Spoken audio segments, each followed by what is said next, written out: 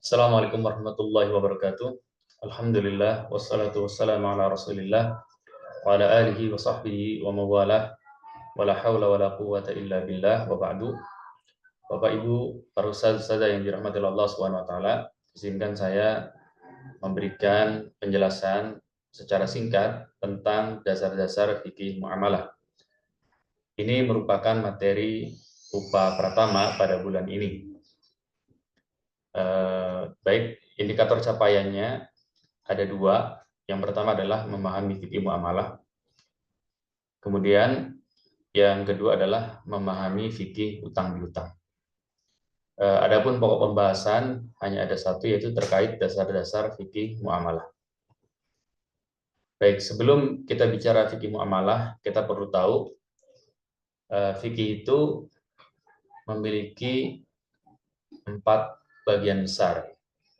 Jadi yang pertama adalah ibadah, yaitu mulai dari toharoh, sholat, zakat, puasa, haji, masuk ke dalam seperempat fikih yang pertama.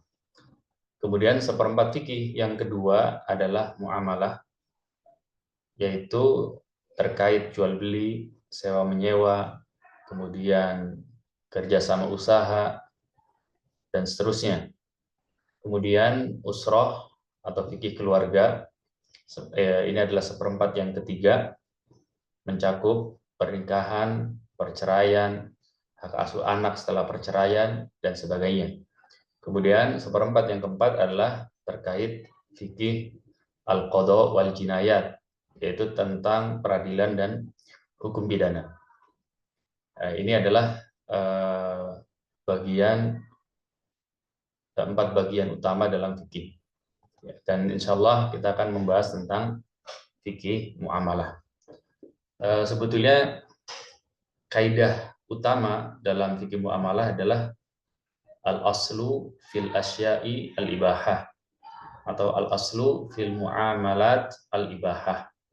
Jadi hukum asal dalam segala sesuatu adalah boleh, atau hukum asal dalam muamalat adalah boleh selama tidak ada dalil yang mengharamkannya atau tidak ada unsur-unsur di dalamnya yang mengandung keharaman, seperti riba misalnya, kemudian gharar, ketidakjelasan, kemudian zulm atau kezaliman, kemudian maisir atau perjudian, dan sebagainya.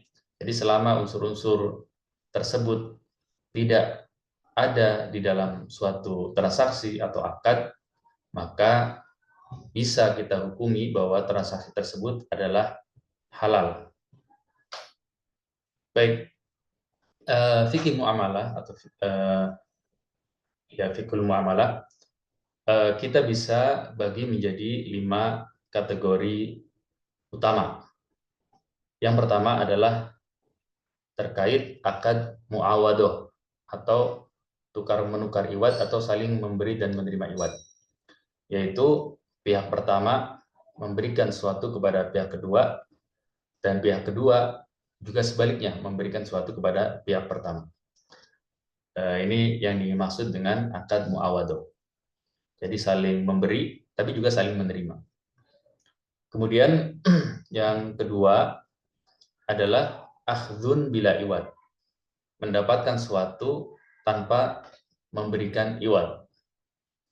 Mendapatkan sesuatu tanpa memberikan iwad, yaitu pihak pertama, misalnya pihak kedua mendapatkan sesuatu dari pihak pertama tanpa pihak kedua ini memberikan balasan kepada pihak pertama. Ya, jadi pihak kedua mendapatkan sesuatu dari pihak pertama tanpa pihak kedua memberikan sesuatu kepada pihak pertama tersebut. Ini namanya akhdun bila iwad. Jadi hanya satu pihak yang dapat. Gitu. Kemudian yang ketiga adalah akad tabarruat. Kategori yang ketiga adalah akad tabarruat. Ini lawan dari akhdun bila iwad. Jadi pihak pertama memberikan secara cuma-cuma kepada pihak kedua, dan pihak pertama ini tidak mendapatkan balasan dari pihak kedua tersebut. Saya kasih contoh misalnya hibah. Hibah itu di satu sisi dia masuk kategori kedua, yaitu akhdun bila iwad. Di sisi yang lain dia masuk kategori akad tabarru'at. Kenapa?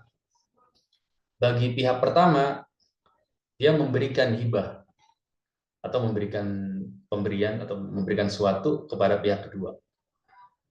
Ketika pihak pertama memberikan suatu kepada pihak kedua, maka pihak pertama tidak mendapatkan apa-apa. Nah, di sisi lain ya, pihak kedua mendapatkan suatu dari pihak pertama tanpa memberikan balasan atau imbalan kepada pihak pertama tersebut. Ya, jadi hibah ini di satu sisi masuk akad tabarruat, di sisi yang lain masuk akhdun bila iwad. Baik. Kemudian yang keempat adalah musyarakat atau terkait persekutuan atau kerjasama. Dan yang terakhir, yang kelima adalah tausikot atau penjaminan atau pemberian jaminan. Baik, kita beralih ke yang kategori yang pertama dulu. Kita melangkah ke kategori yang pertama, yaitu terkait akad muawadoh atau tukar menukar iwad. Akad muawadoh ini ada beberapa turunannya. Di antaranya adalah yang pertama al-bai' atau jual beli. Pengertian lebih rincinya adalah tukar menukar harta yang berkonsekuensi pada kepemilikan sesuatu atau manfaat secara terus-menerus atau selamanya. Jadi jual beli ini efeknya atau konsekuensinya adalah kepemilikan selamanya. Baik yang diperjualbelikan adalah barang atau manfaat. Kalau jual beli barang kita semua sudah paham ya. Kalau jual beli manfaat seperti apa? Yang kepemilikannya selamanya misalnya. Syekh Ahmad Hasan Al-Kaf dalam kitabnya At-Taqrirat As-Sadidah Qism Al-Buyu ya, beliau memberikan contoh misalnya jual beli hak untuk melewati suatu jalan atau jual beli manfaat untuk melewati suatu jalan. Nah, kita pembeli tidak membeli jalannya, tapi membeli manfaat untuk melewati jalan tersebut dan sifatnya selamanya.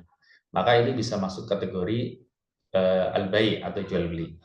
Tapi kalau kepemilikannya sementara, maka nanti masuk kategori ijarah. Yang kedua adalah al-qard atau utang piutang, yaitu kepemilikan terhadap suatu dengan kewajiban mengembalikan gantinya. Jadi A mendapatkan sesuatu dari B misalnya, dengan kewajiban A ini mengembalikan ganti yang serupa jenisnya, serupa kadarnya. Ya, ini namanya al-qard atau utang piutang. Kemudian yang ketiga adalah as-sabaq atau perlombaan, itu pemberian imbalan dalam perlombaan. Contohnya misalnya A dan B bertanding pacuan kuda misalnya. Kemudian hadiahnya diberikan oleh pihak ketiga. Ini sabak atau perlombaan yang diperbolehkan. Kenapa? Karena di dalamnya tidak mengandung unsur qimar atau maisir atau perjudian. Kemudian kalau A dan B bertanding misalnya pacuan kuda, tapi hadiahnya diambil dari uang yang dikumpulkan dari A dan B, maka ini masuk kategori perjudian sehingga hukumnya haram. Tapi kalau hadiah itu diberikan oleh pihak ketiga maka boleh. Kemudian yang berikutnya, yang keempat adalah al-ijarah, yaitu tukar menukar harta yang berkonsekuensi pada kepemilikan manfaat secara sementara atau terbatas waktunya. Ini mirip dengan bai ya, cuma bedanya adalah kalau bai itu berkonsekuensi pada kepemilikan selamanya, kalau ijarah itu berkonsekuensi pada kepemilikan secara sementara atau terbatas waktunya. Misalnya Contoh yang paling gampang adalah kos-kosan ya. Kepemilikan manfaatnya yaitu manfaat meninggali tempat tersebut itu sementara. Ada yang per bulan, ada yang per tahun. Kemudian contoh yang turunan yang kelima ya adalah al-ja'alah. Al-ja'alah masuk ke dalam kategori akad muawadoh. Yaitu apa itu al-ja'alah? Di Indonesia biasanya diartikan sayembara ya. Yaitu akad dengan iwad, imbalan tertentu atas suatu perbuatan tertentu ya kepada orang yang telah ditentukan atau belum ditentukan. Jadi pihak pertama memberikan hadiah, pihak kedua memberikan amal kerja. Ya. Contohnya gimana? Misalnya seseorang mengatakan, misalnya Ahmad mengatakan kepada Zaid, wahai Zaid, kalau kamu bisa menemukan motor saya, maka saya akan memberikan imbalan kepadamu sebesar 5 juta rupiah. Nah, ini namanya ja'al. Atau mungkin tanpa menentukan orangnya. Misalnya begini, Ahmad mengatakan, siapa saja orang yang bisa menemukan motor saya, maka saya akan memberikannya imbalan atau hadiah sebesar 5 juta rupiah. Ini juga masuk kategori ja'alah. Jadi ja'alah itu bisa ditujukan kepada orang tertentu, bisa juga ditujukan kepada orang umum ya. Artinya tidak ditentukan orangnya. Kemudian yang keenam adalah as-sulh, itu damai ya. Akad untuk menghentikan perselisihan di antara dua orang. As-sulhu ini penerapannya banyak ya, tapi diantaranya kadang digunakan dalam ketika terjadi persengketaan atau perselisihan antara suami dan istri, ketika mereka berdua itu bercerai. Ya, contohnya misalnya suaminya bekerja, istrinya bekerja. Kemudian mereka berdua ini membangun rumah dari hasil kerja mereka berdua. Di tengah perjalanan pernikahannya ternyata mereka bercerai. Ya. Kemudian antara suami dan istri ini terjadi perselisihan. Ya. Misalnya suami mengklaim bahwa bagian rumahnya ini, bagian dia atas kepemilikan rumah tersebut itu lebih besar. Sementara istri menganggap bahwa dia yang lebih besar. Ya, itu terjadi sengketa. Nah, kemudian dilakukanlah as-sulh, ya, damai. Nah, kemudian masing-masing pihak misalnya menyepakati, oke lah, suami misalnya, oke lah, bagian saya 60%, bagian kamu 40% misalnya. Nah, ini juga masuk kategori as-sulh. Tapi kalau salah satu pihak ya, misalnya istrinya nggak bekerja, ya tidak bisa terjadi seperti ini ya. Jadi as-sulh itu untuk menyelesaikan konflik atau perselisihan ya.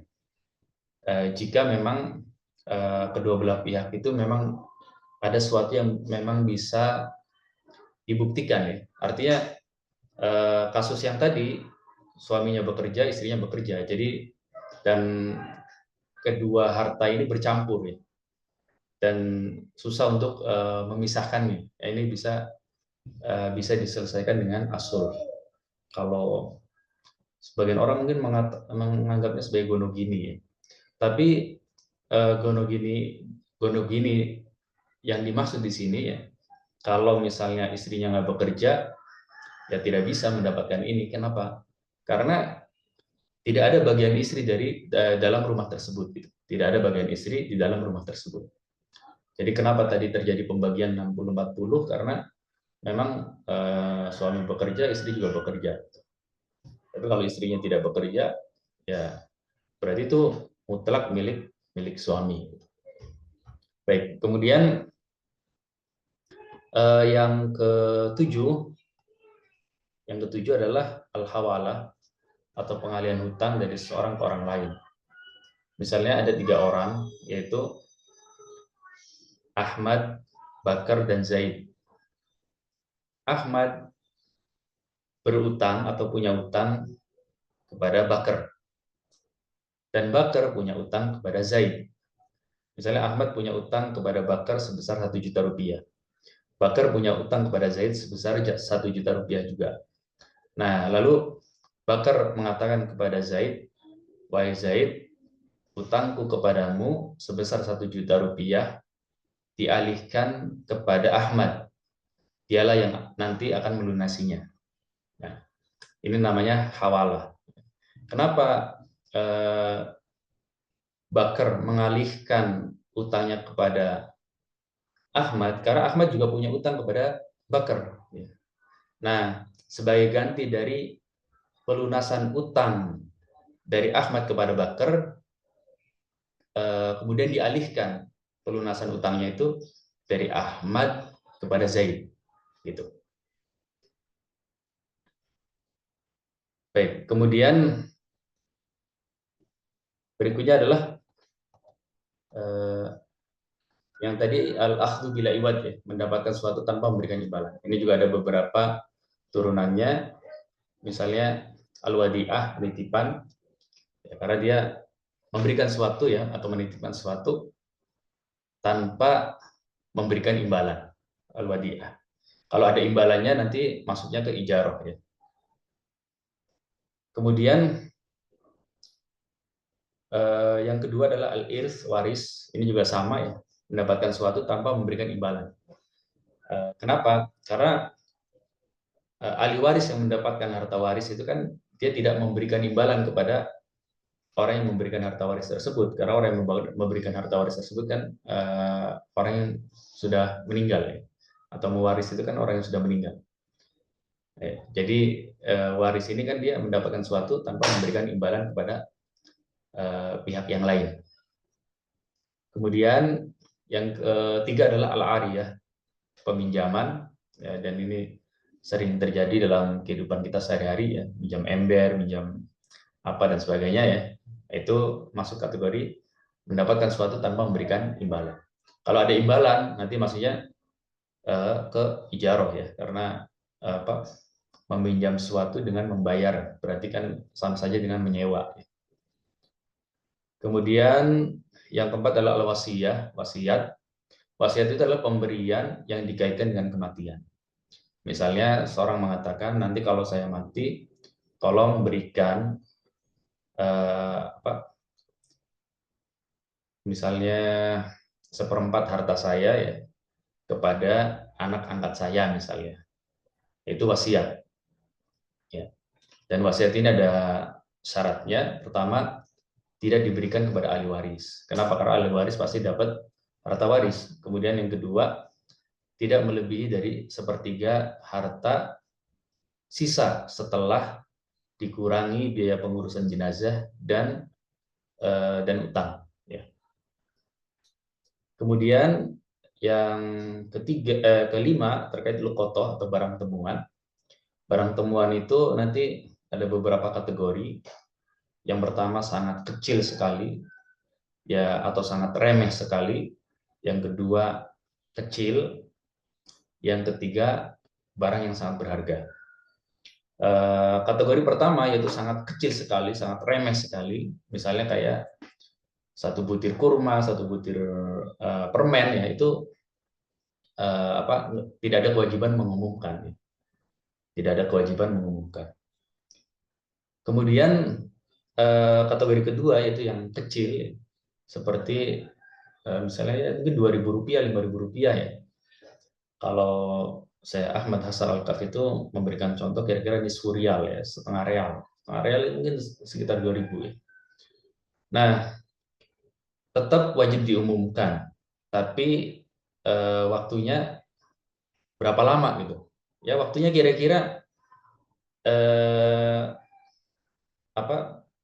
pengumuman tersebut, ya, dalam waktu tertentu menunjukkan bahwa si pemilik itu udah masa bodoh gitu, udah tidak terlalu mempedulikan uangnya yang hilang, ya, tidak terlalu menyesali uangnya yang hilang.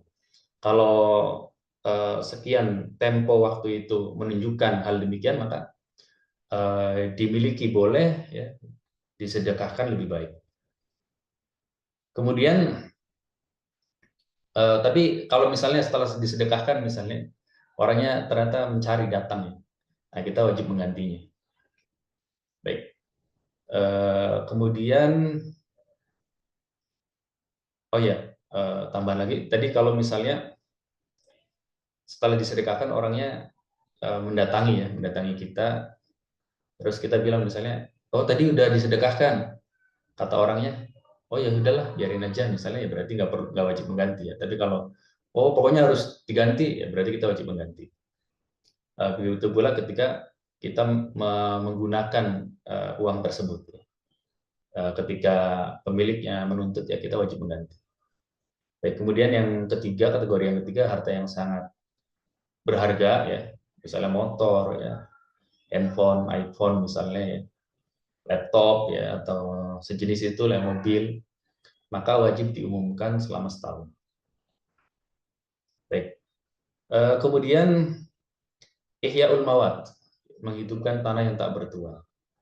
Di beberapa daerah, misalnya di Kalimantan,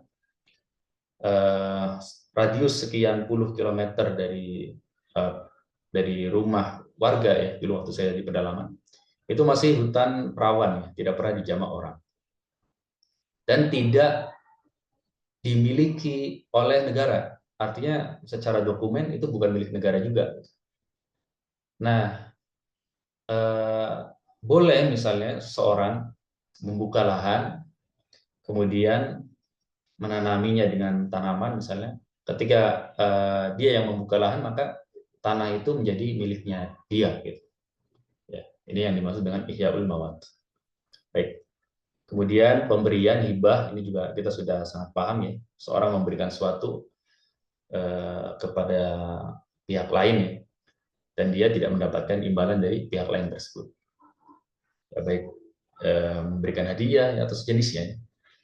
Baik, kemudian berikutnya adalah terkait akad tabarru'at, yaitu memberikan sesuatu tanpa mendapatkan iwad. Yang pertama adalah wakaf, ya. Kita semua sudah paham ya terkait wakaf.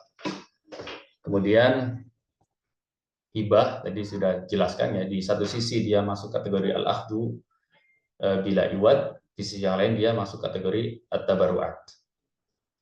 Kemudian al-wasiyah tadi juga sudah dijelaskan ya, wasiyah di satu sisi dia masuk kategori al-akhdu bila iwad, di sisi yang lain dia masuk kategori at-tabarru'at. Kemudian perkongsian atau kerjasama ya. Ini misalnya ada syirkatul inan, kerjasama, yaitu kerjasama antara dua pihak atau lebih untuk melakukan suatu kegiatan usaha di mana masing-masing pihak memberikan dana dan kerja sekaligus, memberikan modal dan kerjanya sekaligus. Ya. Ini namanya syirkatul inan. Kemudian yang kedua adalah al-wakalah, perwakilan, maksudnya adalah pemberian kuasa untuk melakukan sesuatu kepada pihak lain. Misalnya seorang mewakilkan kepada orang lain untuk membelikan rumah misalnya, itu masuk kategori wakalah.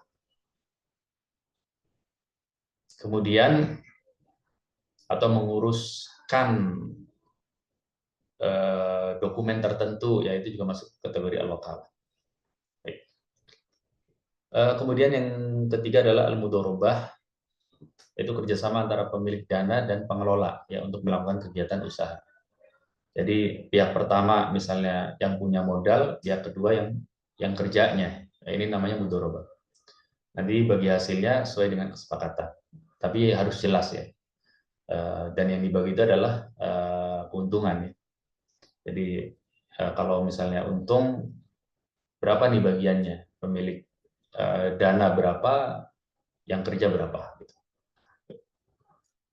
Kemudian al-musaqah wal muzara'ah, ini dua hal yang berkaitan ya, artinya tidak bisa dipisahkan, yaitu musaqah adalah kerjasama untuk merawat tanaman dengan imbalan bagian dari hasil yang diperoleh dari tanaman tersebut, sedangkan muzara'ah adalah kerjasama untuk mengelola tanah dengan imbalan hasil dari tanah tersebut. Tadi musaqah dan muzara'ah ini dua hal yang saling berkaitan, ya, tidak bisa terlepas sendiri-sendiri. Baik, kemudian at-tawsiq atau penjaminan, ini misalnya adalah ad-doman, jaminan dengan harta, Apa jaminan dengan harta? Yaitu jaminan yang diberikan oleh penanggung atau domin kepada pihak ketiga atau madmun lahu dalam rangka memenuhi kewajiban dari pihak yang ditanggung atau madmun anhu, madmun anhu. Apabila pihak yang ditanggung tidak bisa melaksanakan kewajibannya. Misalnya Ahmad tadi Bakar, ya, Ahmad Bakar Zaid misalnya ya. Jadi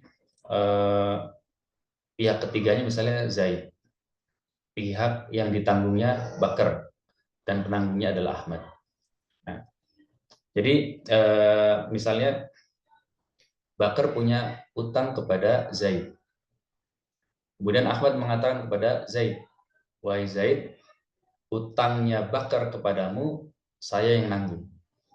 Nah, ketika misalnya jatuh tempo, ternyata Bakar tidak bisa melunasi utangnya, maka Zaid berhak menagih utang tersebut kepada Ahmad. Kenapa? Karena Ahmad yang menjadi domin atau orang yang menanggungnya. Begitu. Kemudian kafalah. Ya. Kafalah dengan doman sama-sama jaminan. Ya. Bedanya adalah kalau doman itu jaminan dengan harta, kalau kafalah itu jaminan dengan badan, dengan jiwa. Ya, misalnya apa? Di sini disebutkan jaminan yang diberikan oleh penanggung, kafil, kepada pihak ketiga, makful lahu, dalam rangka memenuhi kewajiban dari pihak yang ditanggung atau makful, al-makful. Apabila pihak yang ditanggung tidak bisa melaksanakan kewajibannya. Jadi misalnya ini bisa berkaitan dengan kalau berkaitan dengan hak adami ya, misalnya tadi utang, atau bisa juga terkait kisos atau haddul qadzaf ya, kisos ya, balasan atas pembunuhan atau haddul qadzaf yaitu cambuk karena telah menuduh orang baik-baik dengan tuduhan zina. Nah, jadi misalnya taruhlah misalnya kasus kisos ya. Jadi misalnya tadi Ahmad Bakar Zaid. Jadi Bakar itu telah membunuh salah seorang dari anggota keluarga Zaid misalnya. Nah, Ahmad mengatakan kepada Zaid, saya yang menjadi jaminan atas Bakar. Ya. Nah, kemudian ketika Al-Kafil ini dia wajib menghadirkan Bakar. Kalau Ahmad tahu keberadaan Bakar, maka Ahmad wajib menghadirkan Bakar. Dan dia nanti diberikan tenggang waktu ya, 3 hari ditambah hari berangkat dan hari pergi. Ya, berarti kira-kira 5 hari. Kalau memang Bakarnya itu jauh. Nah, kalau Ahmad tahu keberadaan Bakar, tapi dia tidak bisa mendatangkan Bakar, maka Ahmad yang ditahan sementara. Tapi bukan dia yang dikisos ya. Bukan berarti karena dia yang menanggung atau menjamin Bakar, kemudian dia yang dikisos, enggak. Dia hanya ditahan saja. Ini penjaminan dengan badan. Baik.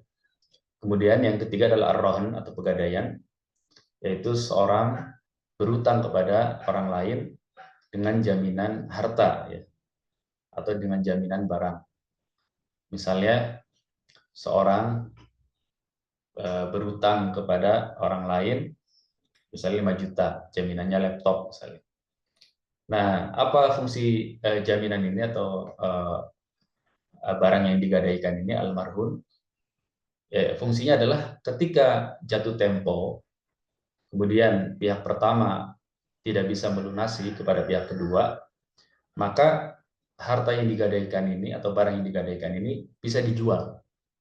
Bisa dijual untuk menutupi utang pihak pertama tersebut. Nah, nanti kalau ada lebihnya tetap dikembalikan kepada pihak pertama karena itu barang miliknya. Itu. Jadi misalnya tadi utangnya 5 juta, ternyata laptopnya sampai jatuh tempo nggak bisa melunasi, akhirnya laptopnya itu dijual, ternyata laku 7 juta, maka pihak kedua hanya boleh mengambil 5 juta. Sisanya 2 juta itu dikembalikan lagi kepada pemiliknya, yaitu pihak pertama. Itu rohn. Kemudian berikutnya adalah al-qard ya, Ini menjadi tadi dasar-dasar fikih muamalah sebagai indikator capaian pertama sudah dijelaskan ya secara singkat. Yang kedua adalah terkait fikih utang piutang. Nah, utang piutang atau al-qard ini punya rukunnya, ya, ada rukun-rukunnya. Rukun yang pertama adalah al-muqrid, yaitu orang yang mengutangi atau kreditur. Nah, syaratnya apa? Syarat dari al-muqrid adalah jaizut tabarruk. Apa itu jaizut tabarruk? Boleh melakukan tabarruk. Nah, orang yang boleh melakukan tabarruk itu syaratnya ada 5. Yaitu pertama dia balik, bukan anak kecil. Kedua berakal, bukan orang gila. Ketiga bukan orang yang dibatasi atau dihalangi aktivitas transaksinya, bukan orang yang mahjur alaih. Seperti apa? Seperti safih misalnya. Safih itu adalah orang yang tidak bisa mengontrol dirinya untuk berbelanja, ya. Orang yang boros, ya. Orang yang boros itu masuk kategori safih. Berarti dan dia adalah orang yang dibatasi aktivitas transaksinya. Nah, kalau dia orang safi maka dia bukan orang yang jaizut tabarruk. Kemudian yang keempat, tidak dalam kondisi dipaksa. Kenapa? Karena orang kalau dalam kondisi dipaksa berarti tidak ada keridhaan di dalamnya. Yang kelima adalah harta yang diutangkan itu yang diberikan kepada orang yang berutang kepada pihak kedua adalah harta miliknya, bukan harta orang lain. Karena tidak boleh seorang meminjamkan atau mengutangkan harta orang lain, itu nggak boleh. Ya, kecuali atas izin dari pemiliknya. Baik. Kemudian apa sih hukum mengutangi atau memberikan utang? Hukumnya adalah sunnah. Kenapa? Karena ada keutamaan yang besar, ya, membantu orang yang kesusahan. Kemudian mukrod atau piutang atau barang atau harta yang diutangkan ke orang lain. Ini ada syarat-syaratnya, yaitu pertama adalah suci. Ya. Ini sama seperti syarat dalam barang yang diperjualbelikan. Yaitu pertama suci, bukan najis, ya, bukan suatu yang haram, ya, bermanfaat. Kemudian yang ketiga bisa diserah terimakan. Ya. Tidak boleh seorang misalnya, oke, saya kasih utang kamu 5 juta, tapi uang 5 jutanya dicuri orang. Nah, itu nggak bisa. Karena nggak bisa diserah terimakan. Yang keempat, harta tersebut milik kreditur, bukan milik orang lain. Yang kelima, jenis, kadar, dan sifatnya diketahui. Kemudian rukun yang ketiga adalah muqtarid, orang yang berhutang atau debitur. Nah, orang yang berhutang atau debitur ini ada syarat-syaratnya juga, yaitu syaratnya adalah jaizut tasarruf. Orang yang boleh melakukan tasarruf. Nah, atau transaksi. Orang yang boleh melakukan tasarruf itu apa? Ciri-cirinya sama dengan jaizut tabarruk, ya. Bedanya hanya di nomor 5 saja. Jadi sama, harus balik, ya, berakal, bukan orang yang dibatasi atau dihalangi aktivitas transaksinya, dan yang keempat adalah tidak dalam kondisi dipaksa. Kemudian hukum berutang gimana? Hukum berutang ini ada 3. Yang pertama wajib, yaitu jika darurat demi menyelamatkan nyawa misalnya. Misalnya ada orang kecelakaan parah, ya, dia nggak bisa karena memang nggak punya uang sehingga mau nggak mau harus berutang. Nah, itu dalam kondisi seperti itu wajib. Kemudian boleh jika tidak dalam kondisi terdesak dan kemungkinan bisa melunasi. Ini boleh. Tapi kalau tidak terdesak dan kemungkinan tidak bisa melunasi ketika sudah jatuh tempo, maka hukum berutang itu haram. Artinya kalau tidak penting-penting amat sebetulnya ya nggak usah berutang. Kemudian siloh, ucapan ijab dan qabul, ya. Jadi misalnya, nih saya kasih utang kamu, ya, oke saya terima, yaitu ijab qabul, ya. Ucapan ijab dan qabul. Kemudian badal qard, ya. Ini 1, 2, 3 rukun yang kelima, ya, yaitu badal qard atau ganti dari utang atau pengembalian utang. Nah, utang ini harus dikembalikan sesegera mungkin. Utang ini harus dikembalikan sesegera mungkin. Nanti ulama beda pendapat. Ada yang mengatakan utang wajib dikembalikan sesegera mungkin, baik orang yang mengutangi atau kreditur itu menagihnya atau tidak menagihnya. Sebagian lagi mengatakan bahwa wajib mengembalikan utang ketika sudah ditagih. Kalau belum ditagih, belum wajib. Nah, kemudian ada juga kaidah ya dalam utang piutang itu halun wa in ujil, yaitu segera dibayarkan, segera dilunasi meskipun diberikan tempo ketika akad. Artinya gini, kreditur itu berhak menagih utangnya kepada debitur walaupun belum jatuh tempo. Pada asalnya hukumnya itu boleh, berhak. Jadi kreditur berhak menagih utang kepada debitur walaupun belum jatuh temponya. Itu yang dimaksud dengan halun wa in ujil. Dan ini pendapat mayoritas ulama. Tapi dalam utang piutang ini untuk kreditur ya apa ya memudahkan lah ya, artinya kalau memang nggak mampu ya udah dikasih tangguh atau disedekahkan. Tapi buat muktarid atau debitur ini juga sebisa mungkin sesegera mungkin walaupun belum jatuh tempo dia harus segera. Nah tadi hukumnya kalau dia punya uang ya, si debitur ini punya uang, maka sebagian ulama mengatakan wajib dikembalikan segera, baik kreditur itu menagihnya atau tidak menagihnya. Pendapat yang kedua, ketika dia misalnya sudah punya uang nih untuk melunasi, maka wajib kalau ditagih, kalau tidak ditagih tidak wajib. Ini aturan dalam utang piutang. Baik, kemudian terkait tambahan dalam utang ya, ini juga masuk yang kadang ditanyakan, yaitu jika dipersyaratkan ya, maka hukumnya adalah haram. Jika dipersyaratkan maka hukumnya adalah haram. Jadi tambahan yang dipersyaratkan saat akad hukumnya adalah haram, dan itu masuk kategori riba. Riba al-qard, riba dalam utang. Baik, kemudian sesuai dengan kaidah, dan kaidah ini juga merupakan hadis ya, yaitu kullu qardin jarra naf'an fahuwa riba. Setiap utang yang mengambil manfaat atau melahirkan manfaat maka itu adalah riba. Setiap utang yang mengambil manfaat yang dipersyaratkan dalam akad maka itu adalah riba. Kemudian bagaimana jika tidak dipersyaratkan saat akad atau tambahan tersebut adalah inisiatif orang yang berutang? Maka hukumnya adalah boleh. Ya. Jadi jika hadiah atau tambahan diberikan saat pelunasan, maka hukumnya boleh. Atau sebelum pelunasan tapi telah terjadi kebiasaan saling memberi hadiah sebelumnya antara kreditur dan debitur. Mungkin antara kreditur dan debitur punya hubungan ya, saudara misalnya, atau tetangga dekat atau teman dekat yang sebelum berutang pun sudah saling memberi hadiah gitu. Maka pemberian hadiah sebelum pelunasan utang itu hukumnya boleh menerimanya.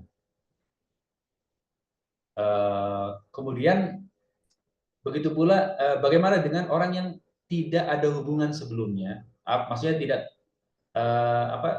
tidak terjadi kebiasaan saling memberi hadiah sebelum sebelum berutang itu. Jadi sebelum misalnya A dan B, sebelum A berutang kepada B, itu tidak terjadi kebiasaan saling memberi hadiah di antara mereka berdua.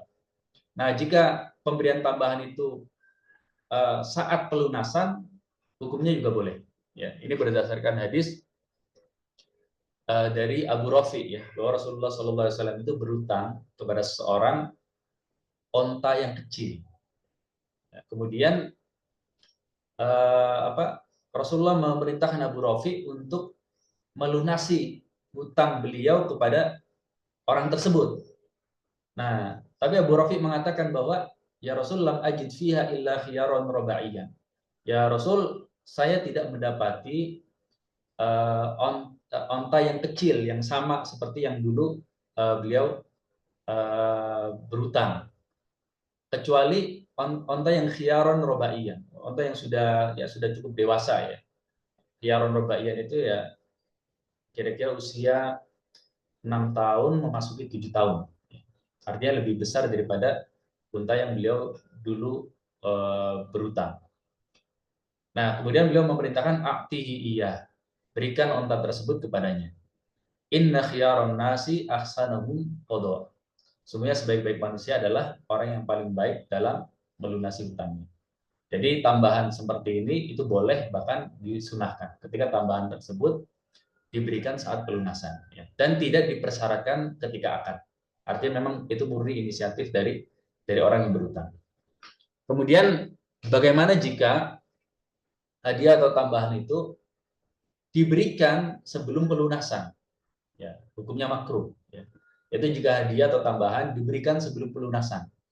Dan di antara kreditur dan debitur tidak ada kebiasaan memberikan hadiah sebelumnya. Nah, ini berdasarkan hadis dari Rasulullah Sallallahu Alaihi Wasallam bahwa beliau bersabda, "Idza aqrada ahadukum qardan fa ahda lahu aw hamalahu 'ala dabbah fala yarkabha wa la yaqbalhu illa an yakuna jara bainahu wa bainahu qabla dzalik." Jadi di sini Rasulullah Sallallahu Alaihi Wasallam mengatakan bahwa apabila seorang memberikan utang kepada orang lain, kemudian orang lain tersebut memberikan hadiah kepadanya atau eh, mengajaknya naik di atas kendaraan ya, maka janganlah naik kendaraan tersebut dan jangan pula menerimanya. Maksudnya jangan pula menerima hadiahnya. Kecuali memang antara kreditur dan debitur memang sudah ada hubungan sebelumnya ya, hubungan saling memberi hadiah ya. Mungkin karena mereka berdua tadi saudara dekat ya, tetangga dekat, maka pemberian hadiah sebelum pelunasan itu tidak mengapa. Ya. Tapi kalau tidak ada hubungan sebelumnya, tidak terjadi kebiasaan saling memberi hadiah sebelumnya, tambahan atau hadiah yang diberikan sebelum pelunasan sebaiknya dihindari. Al-aula at-tanazzuh anha ya. Yang lebih utama adalah tidak menerimanya. Ya. Kalau menerimanya ya makruh. Nah, ini terkait utang piutang. Ya, semoga bisa dipahami. Kalau ada yang tidak bisa dipahami atau ada yang kurang paham atau butuh penjelasan lebih lanjut, silakan bisa ditanyakan. Ya, Allah a'lam. Wassalamualaikum warahmatullahi wabarakatuh.